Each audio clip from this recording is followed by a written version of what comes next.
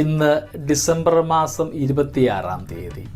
പരിശുദ്ധ കത്തോലിക്കാ തിരുസഭ ഇന്ന് ആദ്യ രക്തസാക്ഷിയായ വിശുദ്ധ എസ്തപ്പാനോസിന്റെ ഓർമ്മദിനം കൊണ്ടാടുകയാണ്. തിരുപ്പിറവിയുടെ ആഘോഷങ്ങളുടെ ആരവങ്ങളൊക്കെ ഇപ്പോഴും നമ്മുടെ കാതിൽ മുഴങ്ങുന്നുണ്ട്. നമ്മിൽ കുറച്ചുപേരെങ്കിലും ചിന്തിക്കുന്നുണ്ടാവാം, ഇതൊരു ആഘോഷത്തിന്റെ ആഴ്ചയല്ലേ, ഈ മരണ ഓർമ്മകളൊക്കെ ഇന്നിവിടെ ആവശ്യമായിരുന്നു.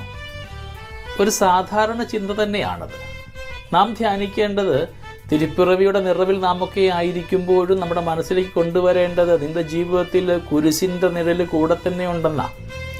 അവൻ പിറവി എടുത്തത് കാൽവരിയിലേക്കുള്ള യാത്രയ്ക്ക് വേണ്ടിയാണെന്നൊരു ഓർമ്മപ്പെടുത്തലാണ് ഈ ദിനം നമുക്ക് വേണ്ടി സമ്മാനിക്കുക. ഇന്നലെ കൊണ്ടുള്ള ആഘോഷം അവിടെ തീർത്തു വയ്ക്കാതെ എസ്തപ്പാനോസിനെ പോലെ ജീവിതത്തിൻ്റെ ഓരോ ഇടങ്ങളിലും ക്രിസ്തുവിന് വേണ്ടി സാക്ഷ്യം വഹിക്കുവാനായിട്ടും ഒരുക്കത്തോടുകൂടെ ജീവൻ കൊടുക്കേണ്ടി വന്നാലും അവിടെയെല്ലാം ക്രിസ്തുവിന് സാക്ഷികളാകുവാൻ വിളിക്കപ്പെട്ടവരാണ് നാം ഓരോരുത്തരും എന്നൊരു ഓർമ്മപ്പെടുത്തലാണ് സഭ നമുക്ക് സമ്മാനിക്കുക. എസ്തപ്പാനോസിനെ പോലെ നാമൊക്കെ ആയിരിക്കുന്ന ജീവിത മേഖലയിൽ ക്രിസ്തുവിന് സാക്ഷികളാകുവാനായിട്ട് നമ്മളെ യോഗ്യരാക്കണമേ എന്ന് നമുക്ക് പ്രാർത്ഥിക്കാം. ഇന്ന് ഡിസംബർ 26, പ്രഥമ രക്തസാക്ഷിയായ വിശുദ്ധ സ്റ്റീഫന്റെ ഓർമ്മദിനം. ആദിമ ക്രൈസ്തവരുടെ എണ്ണം വർദ്ധിച്ചപ്പോൾ വിധവകളുടെ സംരക്ഷണം ഉൾപ്പെടെയുള്ള സാമ്പത്തിക കാര്യങ്ങൾ അന്വേഷിക്കുവാൻ സ്ലീഹന്മാർക്ക് സമയം തികയാതെ വന്നു. വിവേകമതികളും പരിശുദ്ധാത്മാവിനാൽ നിറഞ്ഞവരുമായ 7 പേരെ തിരഞ്ഞെടുത്ത് അവരുടെ മേൽ കൈവച്ച് ഡീക്കന്മാരായി നിയമിച്ചു. അവരിൽ ഒരാളാണ് സ്റ്റീഫൻ. കൃപാവരവും ഭക്തിയും നിറഞ്ഞിരുന്ന സ്റ്റീഫൻ അഥവാ എസ്തപ്പാനോസ് വിവിധ അത്ഭുതങ്ങൾ പ്രവർത്തിക്കുകയുണ്ടായി. അദ്ദേഹത്തിന്റെ പ്രഭാഷണങ്ങൾ വിജ്ഞാനപൂർണമായിരുന്നു.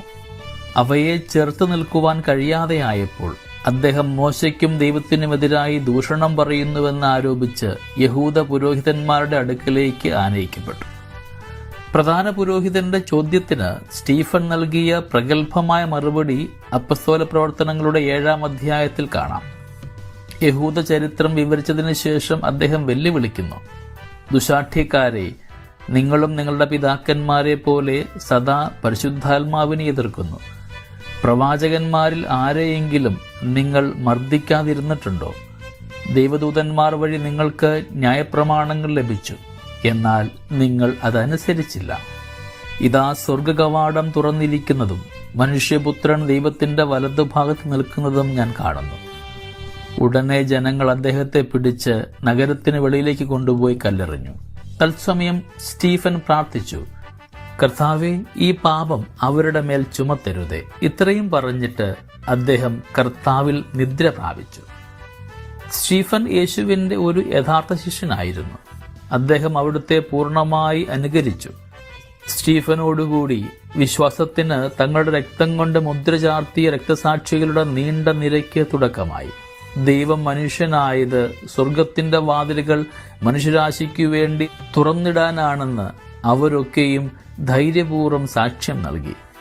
രക്തസാക്ഷിയായ സ്റ്റീഫന്റെ തിരുനാൾ ക്രിസ്തുമസിന് പിറ്റേന്ന് ആചരിക്കുമ്പോൾ കുരിശിന്റെ നിഴൽ ബേത്ലഹേമിലെ തുടക്കം മുതൽ തന്നെ സന്നിഹിതമാണെന്ന് നാം തിരിച്ചറിയുന്നു.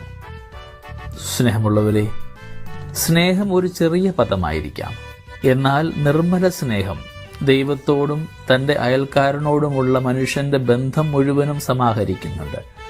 കർത്താവ് വിവരിച്ചിട്ടുള്ളതുപോലെ നിയമവും പ്രവാചകന്മാരും സ്നേഹത്തിൽ അധിഷ്ഠിതവുമാണ്.